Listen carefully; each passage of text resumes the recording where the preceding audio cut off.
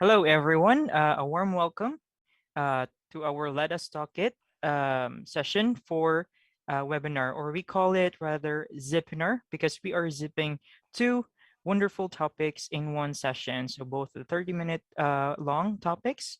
Um, Thank you for joining us and hope you will be enjoying this session today as we have two great topics to be discussed by our two wonderful speakers. So first off, we will be starting with the COVID and careers. So discussing about the impact of COVID-19 on job market. So dealing with the challenges and a bouncing back, resume writing tips, interview preparation strategy, cracking the interview. So this is for each and everyone landing a job despite the pandemic. This will be given to us by an HR leader with experience across the gamut of human resources functions in the IT sector. Also with a strong background in corporate HR activities, organizational development, and effective communication at all levels. And she is also a French language expert, aside from the English and Hindi language. So here with us, our wonderful and great speaker, Shika Gupta, over to you. Thank you very much for the nice introduction. It's a pleasure to be amongst all of you today. And I thought the most interesting topic of today's times is COVID and careers, right? COVID has disrupted the entire market scenario, right? We have never seen the IT or any sort of industry behaving in the manner it is behaving today. So that's how I thought I should talk to all of you about that and your audience as well. So let me begin. COVID, till about 2019, December 2019, things were going fine when we were hit by this pandemic, right? Which brought a complete disruption in our lives, right? In our careers, I mean, overall, right? So here we are today to talk about the job market. I have in my I'm just sorry to interrupt you, Shikha. Is your video on by any chance? I wasn't given the permission to switch on the video. You can, I think, right now. Yes. Yeah, perfect. Just sorry a moment. for the just a moment. I just need to choose a virtual background, and I think I'll be good. Yeah. Okay. Perfect. I mean, I can see you. Yes. Yes. Is this okay? Yeah, perfect. Thank you. Okay. So today we are going to talk about the job market, right? Like I was mentioning, COVID has disrupted our lives, our jobs, our careers, everything, right? The whole family setup. Now, today we're going to talk about what impact it has had. In my own network or in my own industry, I have seen thousands and thousands of people losing their jobs. And it was not because they were not qualified or they were not good performers or they were at the bottom of the pile and so on and so forth. Or the companies were going through some cost optimization. That was not the reason. It's just that the pandemic brought so many challenges, right? Projects being on hold, customer demands reducing, and hence, the job market got impacted. And it happened across sectors. It's not specific to the IT industry or non-IT industry. It impacted the entire world, the entire job market. So how do we deal with it, right? There are two ways to deal with something like this. One, you can be, I have seen people in my own circle getting depressed, saturated, frustrated, losing hope, right? Facing anxiety issues, going into mental health issues, right? That's one part of the audience or the job seeker market. The other part is they said, no, I'm going to fight it out. I'm going to pick up myself back and start applying for different jobs across different organizations.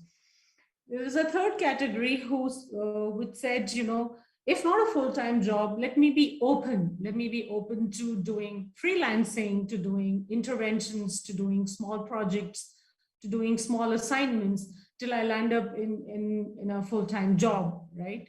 So it's a big challenge, right? Losing a job is not easy. Most of us, or some of us, are bread earners of the family, right? You need that monthly salary to run the house.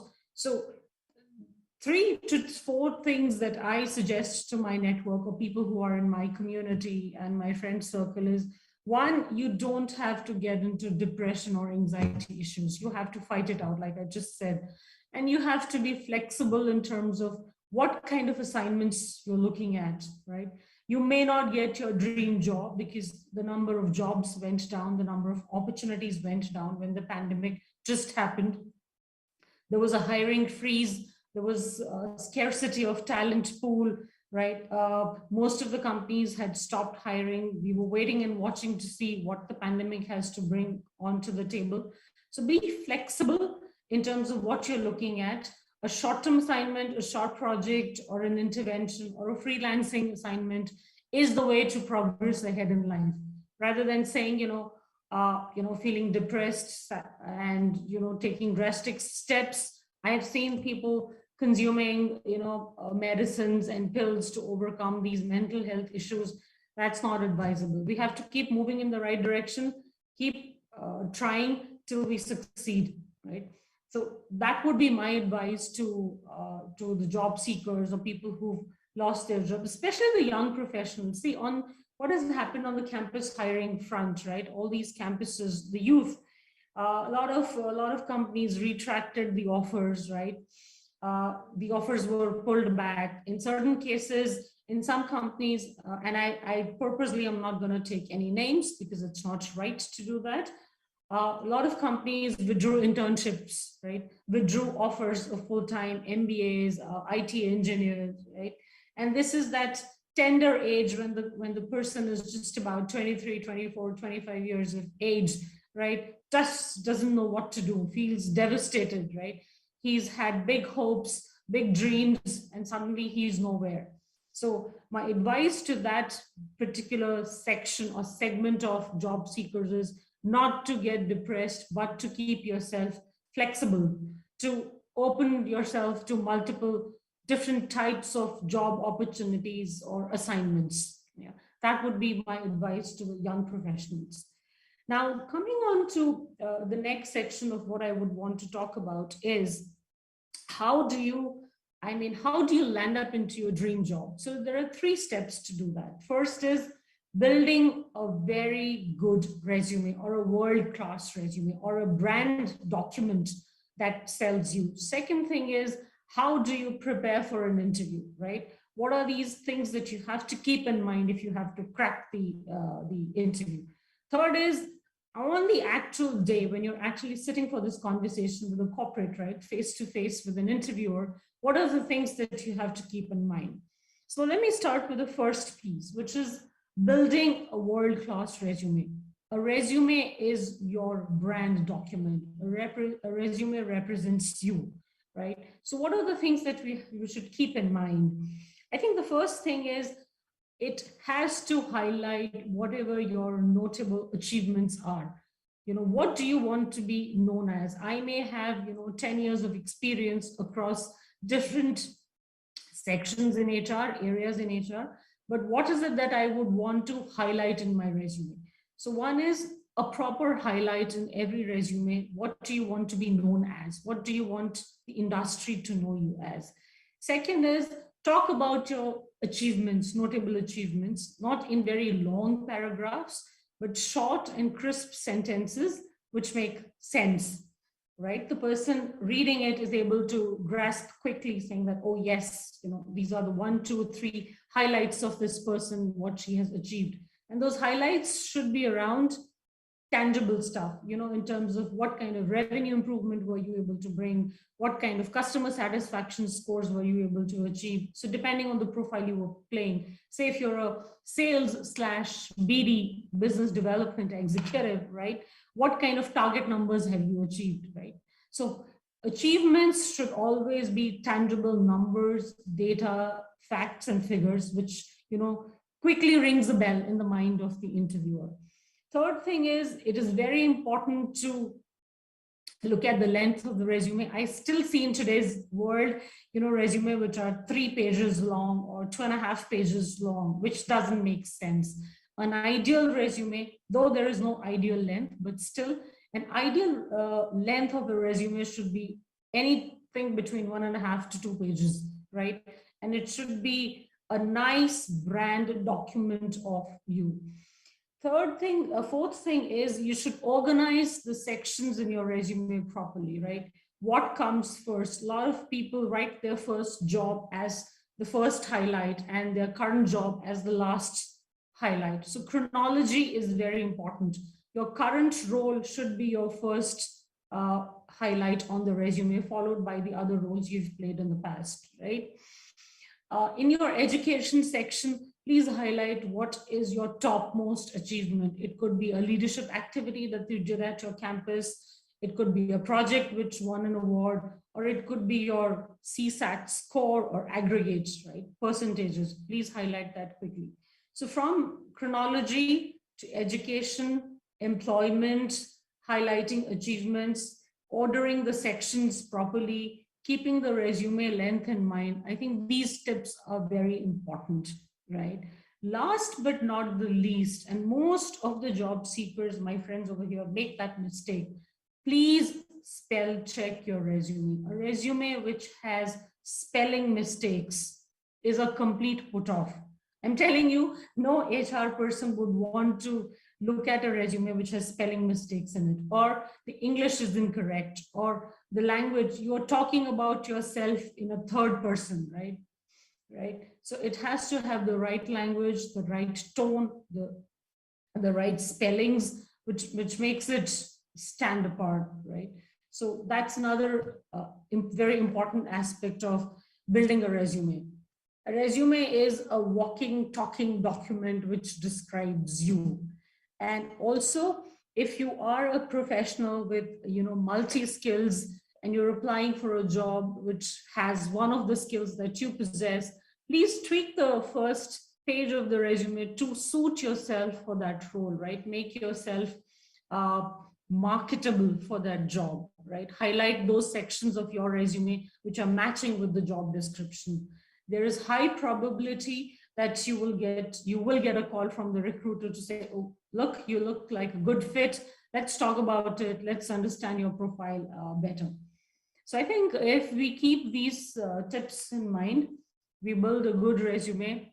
The first call the first call that you would get from any organization would be much faster than, just having a Word document which doesn't make too much sense, which is not organized, which is not neat. I think in my mind, those would be very simple tips that the job seekers should follow. Now, after you have built this fantastic resume, right? What should be the application process? I have come across so many people, guys, who randomly, go to these job portals. It could be Dice, Monster, Naukri.com, Indeed, and just apply for jobs randomly. I don't think so. We should do that. We should carefully pick and choose where we are best suited for and apply for those jobs only. I think that makes a lot of sense. So what I'm hinting at is quality over quantity, right? The quality of jobs that you apply for, where you think you are an 80% or a 90% or 100% fit, is very important. Just don't randomly apply for jobs. The world-class resume that you have built, also please circulate it within your network, your ex-colleagues, or your circle of influence, right? Who could get you this first interview call. So those two steps are very important. Now, coming to how do you prepare for an interview, right? So now your document is ready. You're all set to just walk in for that interview. So what kind of preparation do you need? In my mind, there are a couple of things that we should keep in mind. Number one, when you are actually going for an interview, please study the job description properly, right? What is it that the role demands, right? And prepare pointers around it. What have you done in your career span? How can you substantiate what is written in the job description by highlighting your experience? highlighting your achievements and highlighting any statistics that you may want to present, right? So it's very important to understand the job description. Uh, Next is, I think it's also very important to be dress for success, to dress very appropriately, right? The kind of, if the role that you're applying for demands a formal attire, please be dressed that way. It makes a lot of impression on the mind of the interviewer, right? It conveys your attitude, it conveys your seriousness towards the role, it conveys your seriousness towards the organization, right? So dress for success, it's very important to have the right attire, the right grooming, right, which gives positive signals to the interviewer. After you're dressed for success, your body language plays a big role, right? The way you walk into the interview room, the way you do that first handshake with the interviewer, the way you greet the interviewer counts a lot, right? After you sit down, what kind of body language do you display in the interview? Are you nervous? Are you biting your fingers? Are you biting your nails? Are you nervous? So confidence is very important, right? So please try and maintain a positive body language, which gives right signals to the interviewer, right? That you're open for discussion, you're enjoying the conversation, you're not flustered, you're not nervous, you're not looking for words. I think that is very important. After your grooming, your body language plays a big role. Another point is, whichever company you're applying for, right? Please study about the organization. What is it into? What are the products? What are the services? What are the USPs of that organization? Do some homework, right? Before you sit for the interview. Show interest to the interviewer as to why would you want to be a part of, XYZ? What excites you? Why have you been following that organization? Why are you there sitting there for the interview? Not because you're jobless, you do not have anything else to do, so you're here for an interview. No, that's a complete no. Show interest, study about the organization, do your homework. That gives signals to the interviewer that you are a long-term candidate, you are signed up for their organization, and there is a reason why you are sitting in that chair. So it's very important to do that piece of work. I think we are good with interview preparation, right? So you have your world-class document, you have your confidence on, you are dressed for success, your body language is important, you have done enough and more research about the company, and you know what the job description contains. So you're prepared with your data, experience, highlights, and statistics. Fantastic. I think that's the preparation you need, a positive mental makeup to top it all. That's my recipe of success. Now, on the day of interview, okay, most of us, what happens is we're very confident, we're very sure about what we want to say, how we want to say, till the time we arrive in that so-called hot seat, right? So you're sitting over there and you're kind of nervous, a little bit hassled, a little bit conscious, right, as to what's going to happen next. So a couple of tips from my side, and that's what I have observed, and a lot of people do that. Just number one, just because I am needy or I don't have a job or I'm desperate or I have to make it, right? Lot of candidates oversell. Please do not do that. Don't oversell, don't over exaggerate, present the data as is.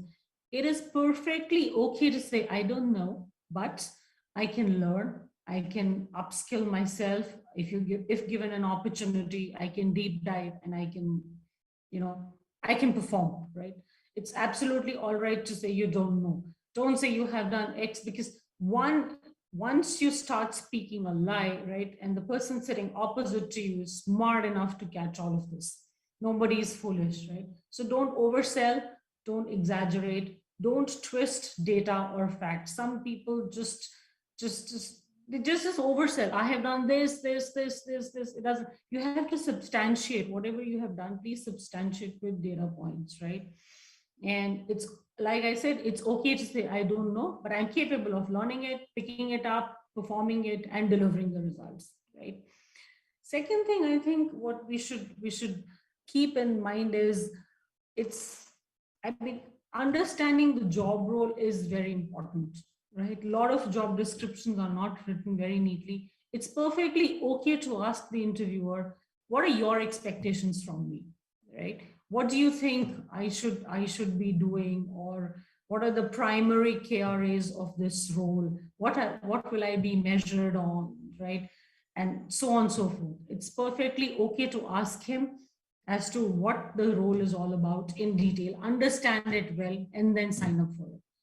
It's a positive sign. It gives good vibes to the interviewer to say, the candidate sitting in front of me is really interested in the job, and hence he's asking questions.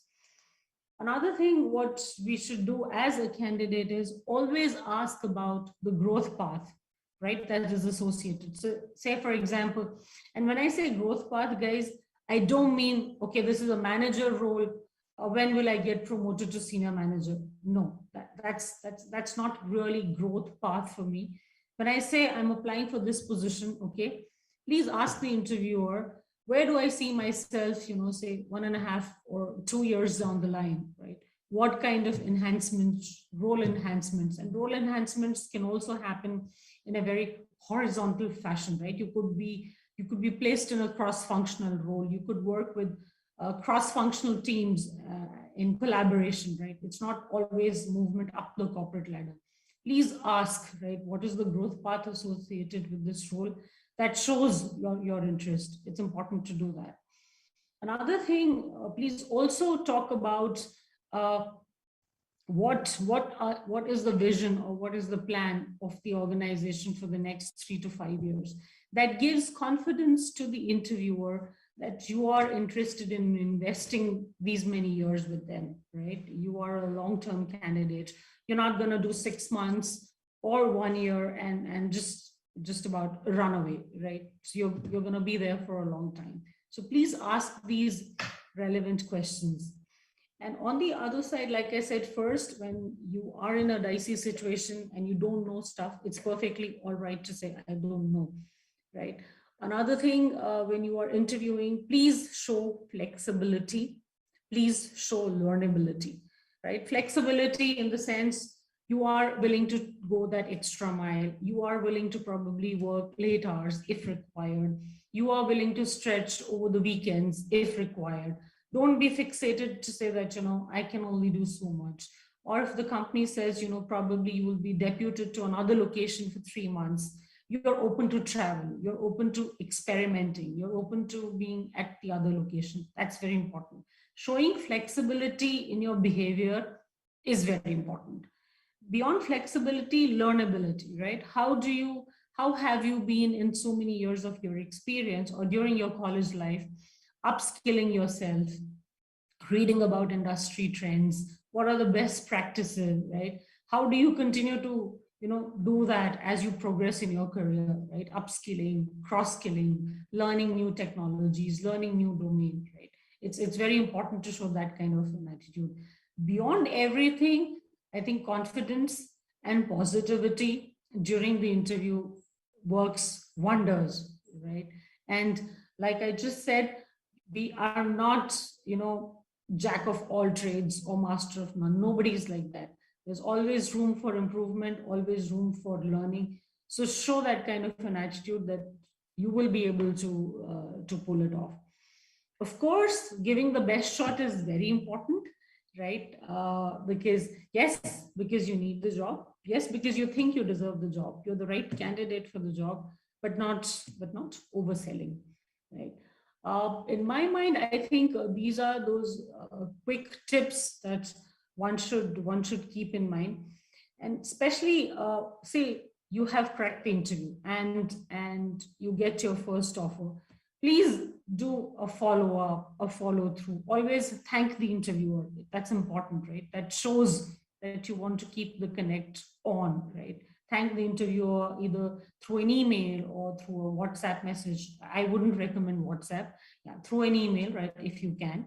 Once you have the offer, please build a connect with the recruiter who's hired you, understand things well in advance. I have candidates who ask me, I'm going to join after 30 days, but if you can tell me which project or which client would I be a part of, I can do some reading on the technology front, or I can do some reading. I think it's always a good idea as a candidate to ask those questions once you get an offer, or once you're on the verge of getting an offer. That shows that you are more interested, or you want to be ready, even before you join, so that you settle in well upon joining. I think that's an interesting thing to do. So you read about them, you read about technology. So once you join this new organization, you're ready to you go set your all set to roll, right? Your learning curve is not very high because you've done some preparation in the past.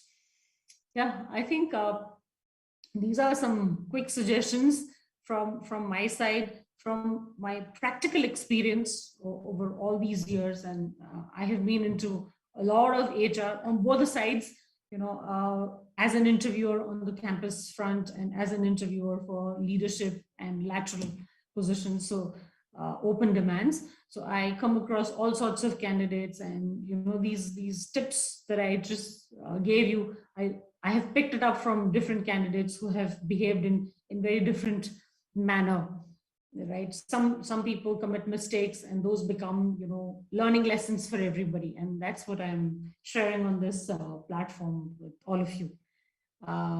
Any questions? I would be happy to answer them. Yeah, thank you, Shikha, so much. I could not be in the beginning, so I tried to squeeze in now, and really appreciate your tips, and as well as how to implement them. I think that was, you said it was 17 years of experience, and no doubt you have it all. Thank you so much for your time and effort. Yeah, it's open for questions, and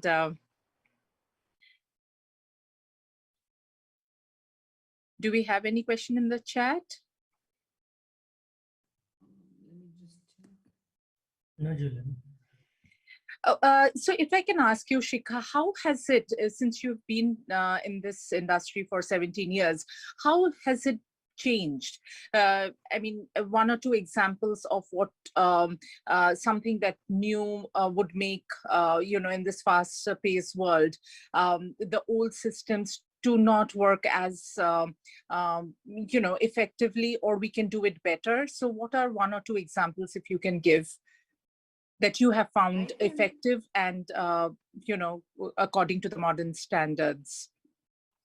Absolutely. And you know what, that's a wonderful question. I mean, I don't know, I see the username as Cogent IBS. I hope that's not the name. That's me.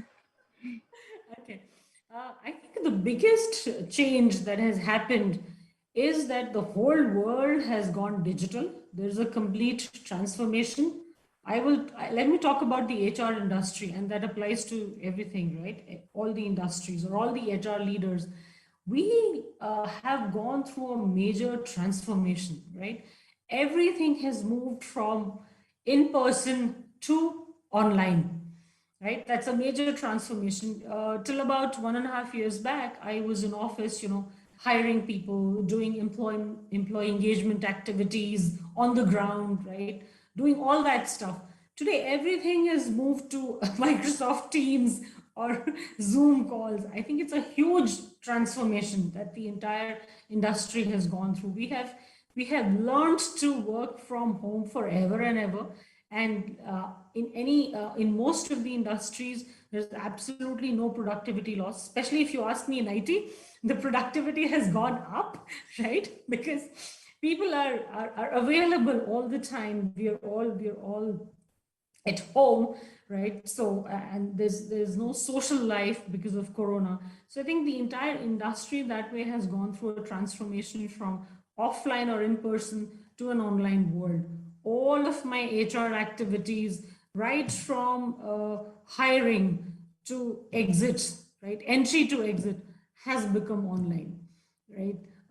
whether you talk about performance appraisal systems, right? All these appraiser workshops are being run digitally, right? Onboarding candidates is happening virtually, induction programs, everything is happening virtually. Those classroom setups, auditorium setups, everything is gone, right? So I think that's a big transformation. And initially, all of us were trying to find ways how to make it effective because nobody was prepared for COVID, right? But today, I think we are all okay. Somebody's okay. Today, I think we've all become experts in the last 19 months how to hire virtually, onboard virtually, do employee engagement virtually, everything, right? It's a complete online world. Yeah, I think that's the biggest transformation. And I have not seen that in the last 17 years of my career, Julan. Yeah. Absolutely. And here at the chat, we have a question of late Prashant is saying of late, there has been a huge demand for IT skills since 8 to 10 months or so. People have been shopping for offers thanks to work from home. Any thoughts on how to attract talent and make sure that they join us? Prashant, you've asked me $1 million question, right? I hope I may. Correct, absolutely. Where do we find those talents? I know. I hope I will be able to answer this to you to your satisfaction. And that's the challenge, Prashant. Every industry, every organization size, small, medium, large, multinational, everybody is facing, right? Talent attraction and also talent retention. Let's talk about talent attraction since you asked that. Right. So the sourcing channels haven't changed. It's the same old, job portals and LinkedIn and employee referral programs and so on and so forth. But you're right. These days, giving an interview has become very easy. You don't have to take off. You don't have to take permission. You can just minimize one window sitting at home, open the other Zoom window, and attend as many interviews as possible. Right? It's very simple. It's very simple to do that. But I think a strong candidate engagement strategy, and I'll tell you what I do at my place. So once we roll out an offer to any candidate, there are touch points, right? So there are 3-4 things we do. Number one, we engage the candidate through onboarding calls. So when I say onboarding calls, say I have offered a technical lead in the .NET space, right? So the first week you have somebody, say an architect kind of a person who's talking to the candidate. Next week you have a project manager. Third week you have an HR person. So we do onboarding calls in a very structured fashion at 5 to 7 days interval, talking to the candidate, understanding his aspirations, keeping him engaged. That's one. Second, we have a newsletter, an onboarding newsletter, which we send out to our candidates, whoever have been offered, stating that what's happening with the organization, right?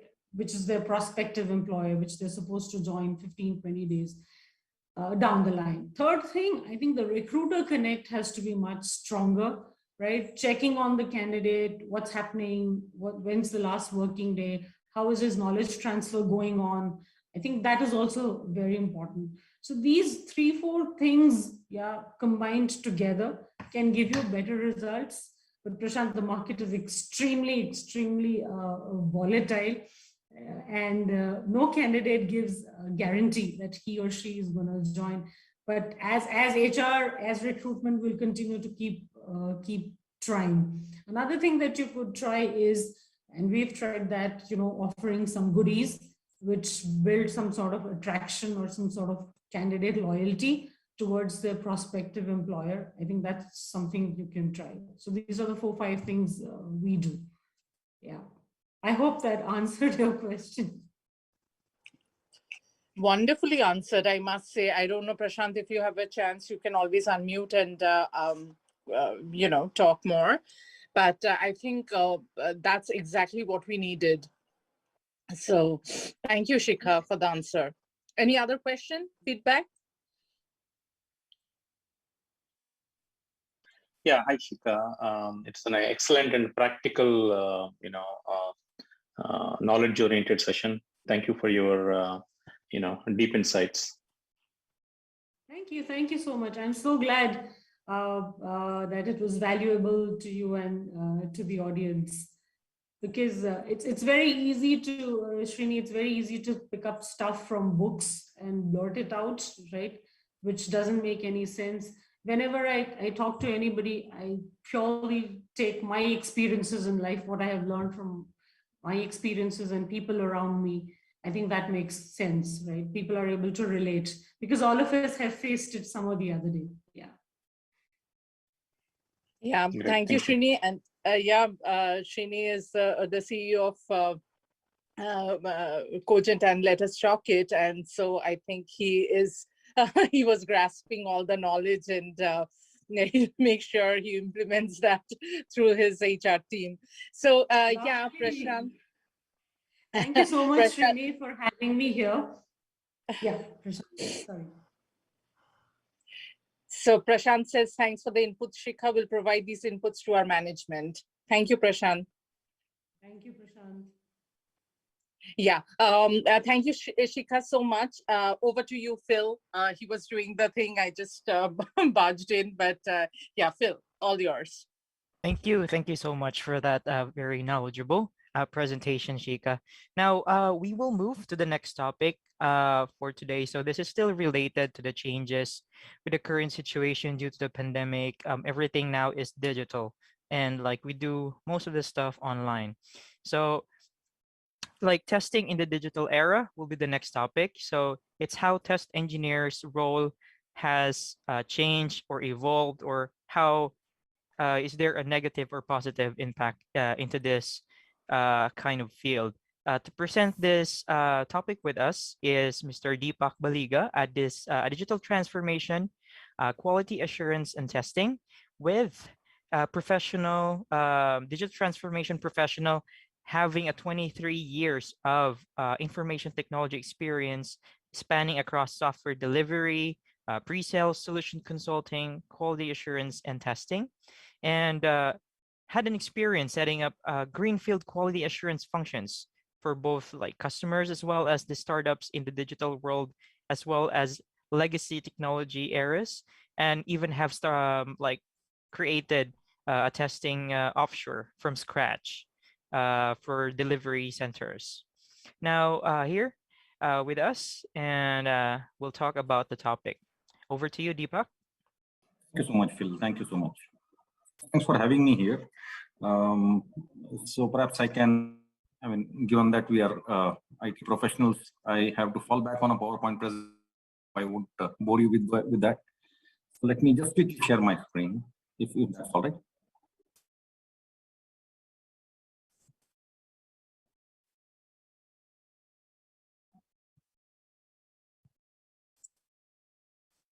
Oops. All right. So I hope my slides are visible to everyone. Yes. Phil, I hope it's visible. Thank you. All right. So as Phil said, and interestingly, a discussion is a great segue into that one might need to carry, one might need to change over time, and things such as that. So what I've tried to do is over the last couple of years, the observations that I've had specifically testing quality assurance side, I've tried to kind of synthesize all of that, summarize that short, and what you see is fundamentally some of those. So what I've tried to do is fundamentally look at different kinds of testing, how testing evolved over time, how it became a very legitimate role in the software development life cycle, and over time what kind of skills required by software test engineers in order to perform software testing. And now suddenly with the advent of the digital transformation era, what has changed, and what might one need to acquire in order to stay relevant and to make sure that we do effective testing. So that's basically the idea of what I'm planning to speak to all of you. I would love to get feedback on my thoughts and what you also think about the subject. All right, so very quickly, if you look at the evolution of is what you see on the left hand side. So what you see over here is right from the early or maybe even before the 1990s, let's say about 60s, 50s, and so on.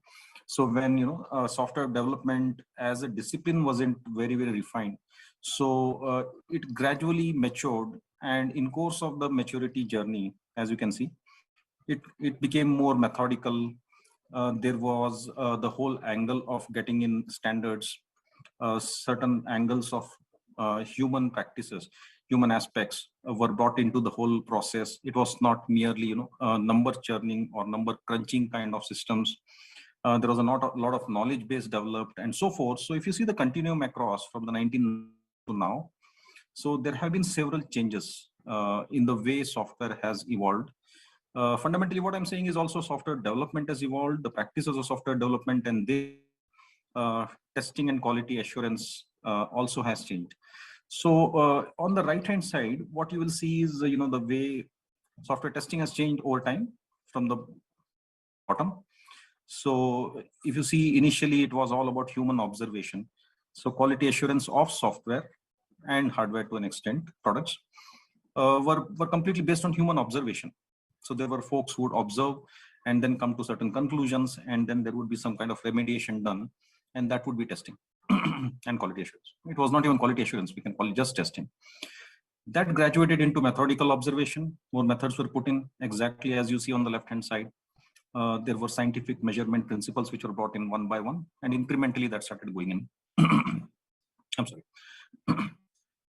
What happened later was there was a process framework which fitted into the whole software development cycle, and consequently testing also became a part of it, and it became a true blue discipline. That's when many of us got into this role, because it became, as I said, a very legitimate role in the entire software development life cycle. The importance of testing grew at that point. Then came the preventive kind of thinking, because what also happened was software development started maturing to such an extent that one could almost predict, or one could do things in a repeatable manner. And then, the testing fraternity started thinking of preventive testing and preventive engineering to prevent. Then came a lot of changes, and this is where the digital revolution started, transformation. So a lot of architectural maturity came in. Software democratization started, which means the advent of internet, pervasive computing, and value-based engineering started coming into the picture. And in time, we suddenly saw the SMACI, social mobility analytics, cloud, IoT, and so more, and many more. And that disrupted the entire landscape, entire technology landscape, and then began the whole journey of digital transformation. Where is it heading next? I mean, if you see, there is a lot of AI, there is ML, there is autonomic computing, all of that right across the horizon. So this is how the whole evolution has happened, and we all know this journey. So consequently, what has changed in the role of testing and the role of a software test engineer is what I'm going to talk in the next few slides. So as I said, 50s was viewed, I mean, if you look at this, what I'm trying to talk here is basically how testing was perceived in the software industry. So in the 50s, testing was basically debugging.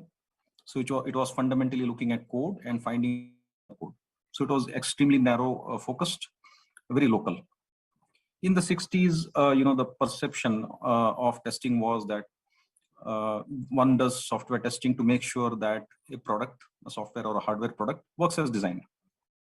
In the 70s, it morphed into a software testing role. Is basically the role of a software test engineer is to find errors in the product now, not in the code, in the product. In the 80s, it further graduated into we want to validate. But if you see the entire box of these four decades, they were mostly reactive, post facto kind of activities done as software testing. And they were all focused very locally on the product or the components of a product. Then came the 90s, where the prevention kind of a concept came in. So software testing was an important mechanism to prevent issues in software engineering. In the 2000s, the whole concept of prediction and further prevention of issues came in.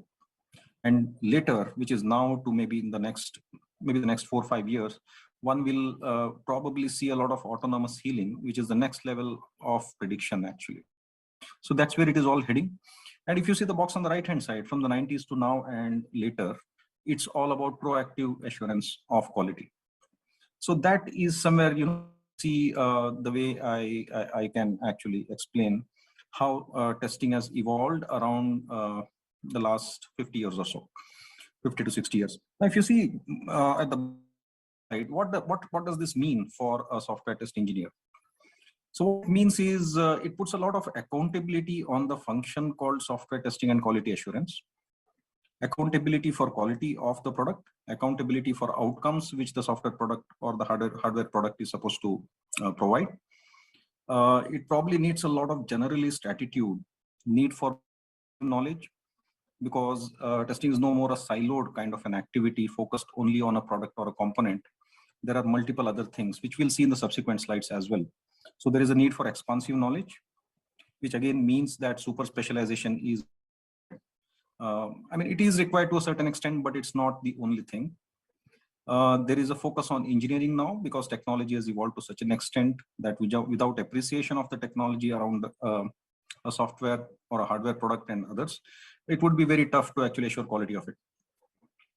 Now, from a soft skills perspective, nimbleness and agility is one thing, because time to market has become extremely key. Technology disrupts very, very often, and a lot of creativity and imagination in the way one does testing. So that's where the testing needs are from the software and the hardware product market. Look at a couple of digital factors, okay, which affect or influence software testing. So what does software get impacted by? What I've done is I've put them into 4 broad buckets.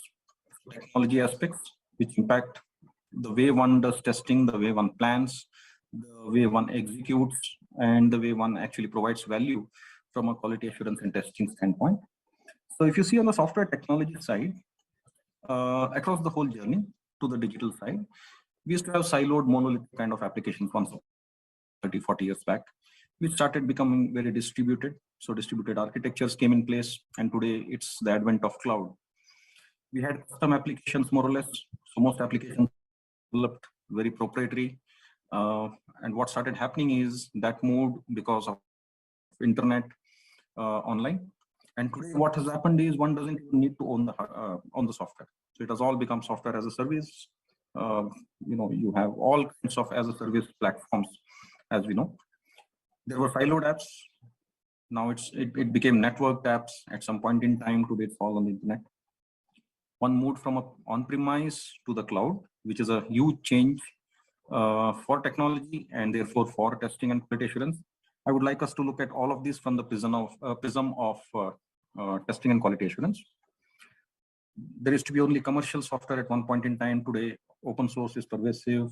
Large enterprises are open to actually open source software for their critical needs as well. There were very limited end users. If we remember a couple of years back, most of the software was used around financial systems, for example, or in the manufacturing sector. But today it's everywhere, which means there are global consumers. The number of users who are using software is large, so there is scale. It's moved from a build to a buy to an integrate kind of a model now, which means there is a need for integrating multiple kinds of functionality from different softwares.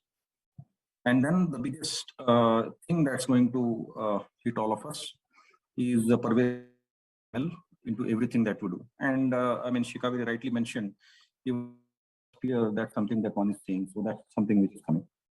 Very quickly on the software engineering methodology, like many of us know, one has moved from the waterfall to an agile methodology now. Siloed ways of doing development to DevOps, which means everything is continuous. From very strict roles, which was defined at one point in time, to multifaceted team members. So one need, there are no strict boundaries between the kind of roles that one can play within a team, especially in the agile kind of context. From a highly human-driven kind of approach, which used to happen earlier, everything has become automated, as we know. So that's the keyword. and then concepts of shift left and shift right. Quality assurance is something that is there for, let's say, half a decade now, but today one can see it going mainstream. So shift left is basically embedding quality assurance and testing practices early on development life cycle, while shift right is actually getting critical insights from implementation or production kind of environments, and then utilizing that to ensure testing is proper and accurate. Also, the operating environment. Now we are slightly expanding ourselves from the software itself to the operating environment of the software. Now, if you see there, the environment has changed such that there are proliferated technology platforms. What do I mean by proliferation? There are several platforms today. There are multiple channels. There are devices. The technology that the end user uses, for example, can be anything, and so forth. I mean, it's a very large spectrum of technology platforms that a software can be built in and can be deployed in. Digitalization is a business lever, and this is a very important point. So digitalization is a business lever that enterprises are looking at merely as an efficiency improver for themselves. They are using digitalization or digital transformation as a business lever to change business models. So which means it's become mission critical for us to actually test and assure quality of software and hardware, because it has a direct impact on business. Earlier, the impact would be, the worst case impact would be a little bit of reduction in efficiency, for example, or a cost impact kind of thing. But today it can actually mean disruption of business totally. The race to market and rapid changes is another thing, as we know. I mean, the timelines have shrunk. Non-functional requirements have taken precedence. What are non-functional requirements? So these are requirements which are not directly, which do not directly articulate the functionality of a software. So these are implicit in nature, and these are expected and important, but they may not be very explicitly stated as requirements to ensure functionality of an application. So that's become now suddenly very important. It has taken precedence, wasn't so earlier. Also, the stakeholders for software has increased now. So it's beyond the customer, it's beyond the end users. It can be legal, semi-legal, non-governmental parties, especially given privacy laws and all of that which has come in. So as we know, even as we speak, we know what's going on with all of the social platforms and things like that. So this is the operating environment in which a software operates today. Also, looking at the end user needs now. So if you look at the end user needs, I'm sorry. So the end users need a personalized experience now. So it's an individual level kind of a thing. The expectation for all software around is it's highly intuitive. That's almost a differentiator now. A spectrum of end user scenarios, like I said, multi-channel abilities of the software to do things. The way one can use it may be different based on different kinds of profiles of end users and so forth. Privacy and user rights have become paramount for the end user. Security is another aspect which cannot be neglected at all. So all of these, if you look at these four broad buckets that I've articulated over here, so you can see that the software test engineer's role requires that the test engineer was clerical once upon a time, no more clerical, highly proactive, autonomous, consultative with all these stakeholders, is agile and flexible, yet the processes need to be effective and documented to a certain extent. Vast and continuously evolving technology, so has to be nimble and move. Everything is time box, time to market is very less. Agile, and we looked at that part. The test engineer's role is no more compartmentalized. It's expanded to different kinds of roles. Industry knowledge has become as important as technical acumen for the software test engineer. And last but not the least, testing does not include only the software or the hardware in question. It also includes the operating environment, so which becomes a large world for the test engineer to look at. Now, if you look at all of these aspects, you will see that it's almost two ends of the same spectrum. So it becomes pretty dicey from a role perspective. So let's go very quickly into the next slide. Right. So if you look at it again in summary, so what has moved is from the outside in software centric kind of a focus and quality assurance. It has moved to the inside out kind of a thing. And it's not moved really, it's an addition. So now customer is a king kind of thing in the digital era. So if you combine the two, that's what you will get on the right side, which is the ask from the software test engineer today, which is the ask from the software testing world. Now, from the outside in software centric point of view, there were a few schools of thought when it came to testing. For example, there used to be something called the analytical school, which was spec based, factory school, which was more or less process based, an exemplar school, which said that requirements based testing is good enough, a gatekeeper school, which was like a very strong, the test engineer is a very strong gatekeeper for the entire software to be shipped. And lastly, context almost aligned to the agile way of thinking. So effective testing over everything else, low documentation and so forth. Now what's happened on the right hand side, while these things still matter, so what suddenly started becoming very important in the digital era is usability, accessibility, outcomes of the software needed to be validated, which means it's not merely the software supposed to deliver to an enterprise, that also needs to be measured to understand the value that it brings to the enterprise. So that started coming into the scope of testing, and that's going to happen even more as we go along. Software at scale is going to be one of the major things, obviously, because of the global reach that software has now, which means performance is critical. Security and data privacy, as we spoke. So all of these, again, if you notice, they are not functional in nature. It won't come as part of requirements of a software. So it has to be understood very implicitly and accorded that level of importance. Laws of the land dictate several software aspects now. So that has to be brought into play while building software, cannot be ignored, cannot be neglected. Software and operated via so many channels today, as we know. For example, if you just look at the endpoints, it can be mobile devices, it can be laptops, tomorrow it might be wearables and so forth. Hyper automation is again key for building the software, at the same time for deploying and running it.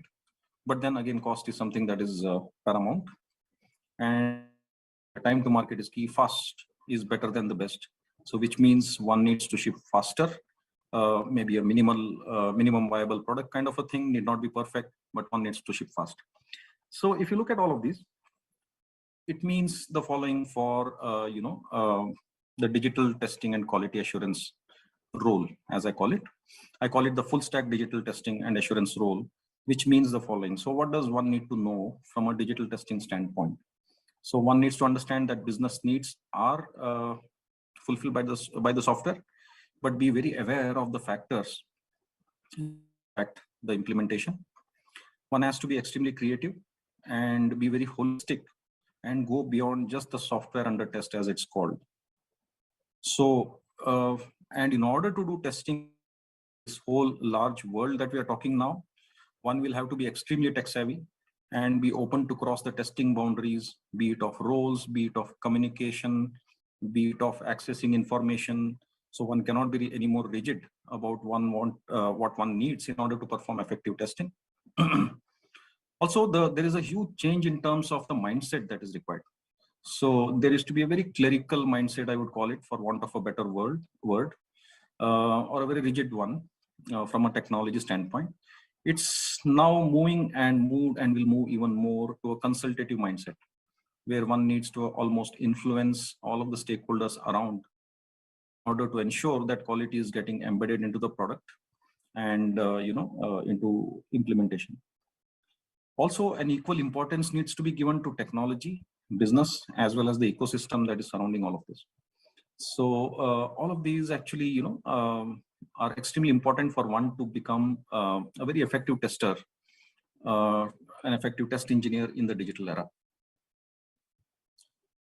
Finally, in summary, this is what the from software test engineers in the digital era, and let's call them digital quality assurance engineers. So what you see on the left-hand side is a kind of a pyramid that I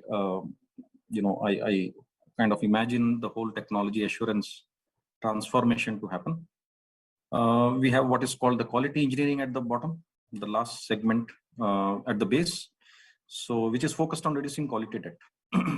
So this is all about enabling quality assurance and testing activities. So this is an important facet of every test engineer. Then in tech debt, which is the technology assurance bit. Now, where we were in the last 5 years, let's say, consequent to the digital transformation initiatives that is so wide and pervasive in the world today, is going to business assurance. So customers are no longer saying, yes, please let me know if my technology is good enough or not. They're saying that, please let me know if this software will fulfill my business needs. So please assure business outcomes for me from a digital transformation perspective. So which means assured integrated business ecosystem is what the ask is from enterprises. Further, enterprises are also going to look at it from an increased brand equity standpoint, which means brand assurance becomes part of the responsibility of quality assurance and testing. So it's no more, only software, as you can see. It's no more only technology. It's also business, and it will be eventually brand. And all of these can be put under the whole umbrella of digital assurance, which is eventually about superior customer experience and retention of loyalty of all of this. So on the right-hand side, therefore, I mean, in summary, you see the various kinds of skill sets that might be required from a digital test engineer. So this is what it has morphed to from that early debugger of code kind of a role in the 1950s. So today, this is what I think is required for a very effective digital testing implementation. So what are those if you look at? So, at the base, there are foundational skills. We spoke of the 4 or 5 schools which we have. So all of those still remain from a mindset perspective for testing. So therefore, it's focused on quality assurance processes, process-driven, methodical, disciplined, with an eye for detail, things such as that. So that's definitely it all. Then we come to the next level, which is end user focused, which means a lot of usability, a lot of non-functional requirements that we spoke of, implicit needs, understanding them, imagining them, bringing that into the whole strategy. Also, the engineering aspect of it to ensure that we have speed of delivery, which means a lot of automation, building efficiency into the whole testing process. This would require skills which are focused around engineering and tech. And there are terms such as SDET, full stack tester, etc. in the industry today, which highlight these kind of skills. And what's going to happen over the next 5 years, in my view, is that it will evolve into evangelism of focus on business outcomes that the software product is supposed to be delivering to its customers, measurement of that, and ensuring that that works. So which means one should have abilities to trace the testing back to digital business outcomes. Not an easy task, but that's something that is going to be the demand. Expand sphere of influence to all kinds of stakeholders, which happen to be outside of technology world, perhaps, especially in certain industry domains such as healthcare, manufacturing, and so forth. Drive quality and not report it, actually. I mean, it's not a fire and forget kind of a thing, which was the case earlier. So one might need to influence and ensure that quality is getting embedded inside. And last but not the least, fit in as part of the entire digital implementation journey, which means roles are going to get blurred.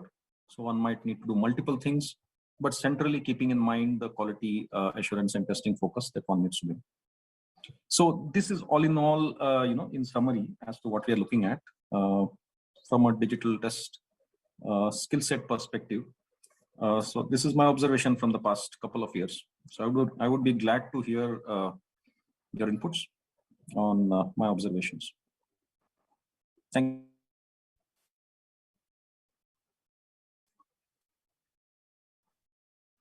Thank you so much, Deepak, for sharing us your observations from your experience on your field. It's really informative. And we have a questions here from Prashant on the chat. So there has been quite a lot of emphasis and big push on building skills on test automation, framework and tools for a budding test engineer. With this, the whole aspect of actually understanding the quality assurance process, methodologies, understanding domain, designing good functional test cases to break the system is fading away big time. Automation is good skill to have, but the whole ability of understanding the application and domain is getting lost. Wanted to know your thoughts on this. Absolutely. Prashant. I mean, at some point of time, As I said, the segment which focused on technology became the biggest, focus area for software testing. So technology, and the way to do that also was technology. So that became like a highlight of software testing. But then that's not good enough. I mean, exactly that's exactly what I'm trying to say. So if you look at the apex of the pyramid that we were looking at a while back, it's all about business. It's all about the environment that this business operates in. It's all about maybe the legal frameworks around. It may be about things which may impact software and the way software is deployed and used, all of it, which means it has nothing again to do with engineering processes from a software point of view. So therefore that has to be brought in, and that is inevitable in my mind. So the whole role of a software test engineer will be evolved to an extent where I think the software part will go away. It is just one part of the role. So it would be, a complete quality assurance kind of a thing. So I agree with you, Prashant. My feeling is it will expand. And the domain is getting lost, has to be brought in back. It's very critical to have a domain and functional knowledge as part of the role.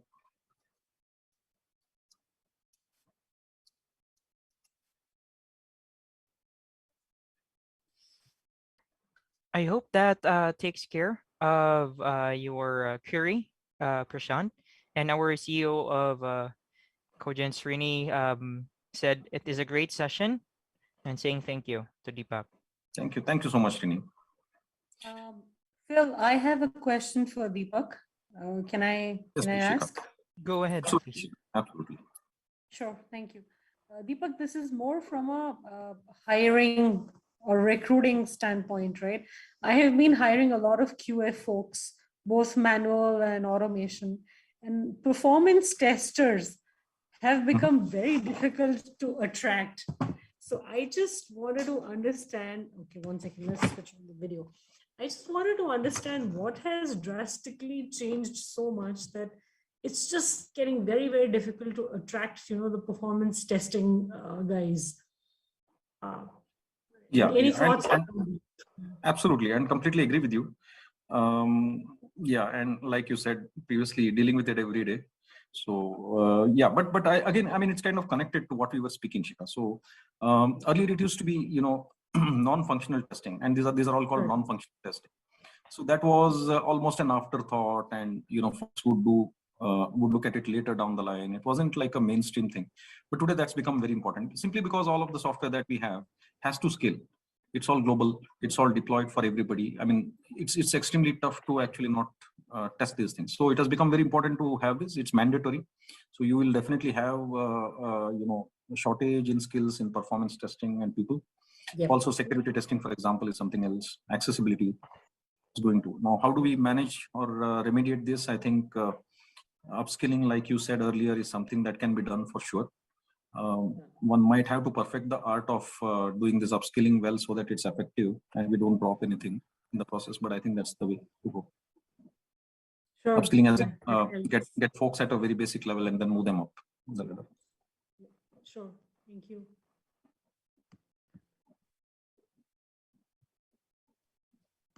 Prashant said, yes, thanks. It was a great session. And Venkat, great session, Deepak. What do you think is challenging?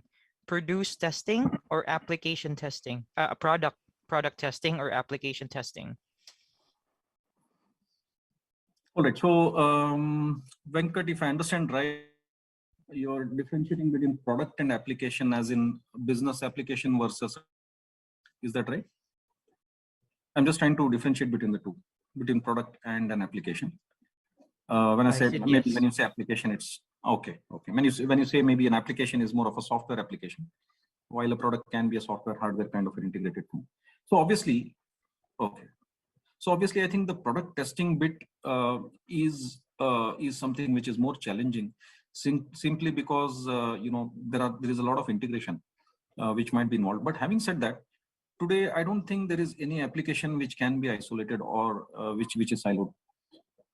There is just too much interfacing with various other components. It might be networks, for example. It might be devices, for instance. the most simplest of them can have all of that. Actually, it might just be operating systems, it might be browsers, it can be so many things. So therefore, every application is a product. The complexity of it might be different.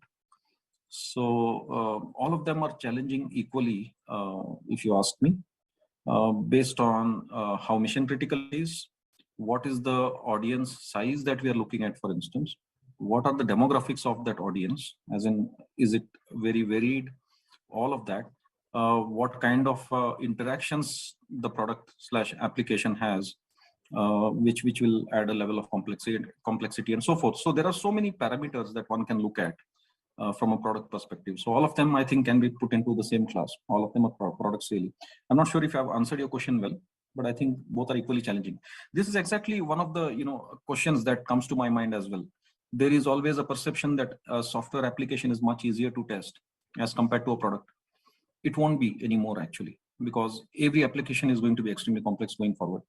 We have not even gone to discussions around AI, ML, for example, and all of that. So how would one even test that? How would one make sure that that doesn't go the other way and all of it? And that is a part of an application, not really a product still. So both equally challenging, both are almost the same going forward. Complexities are everywhere. Thanks, Venkat. And Venkat said thank you and appreciated it. All right, that's perfect. Any other inputs or questions? You can unmute or send it through chat.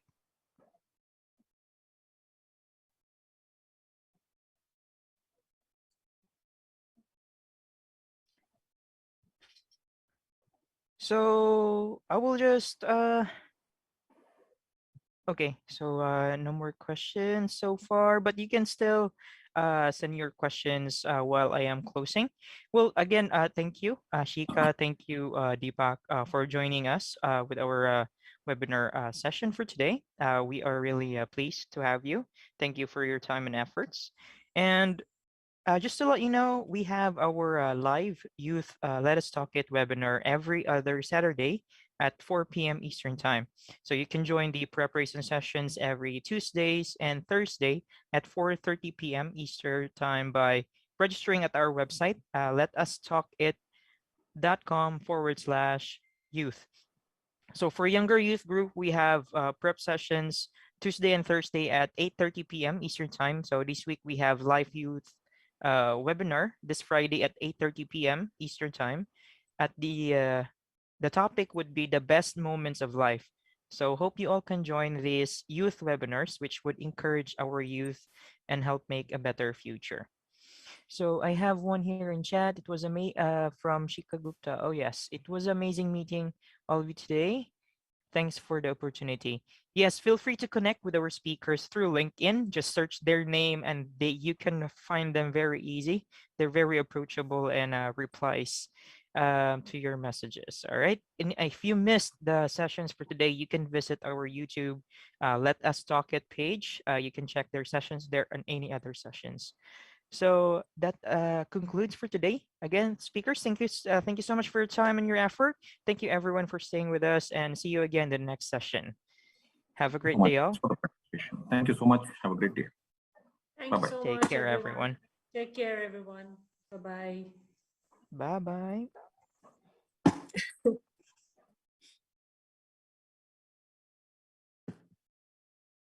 Recording stopped.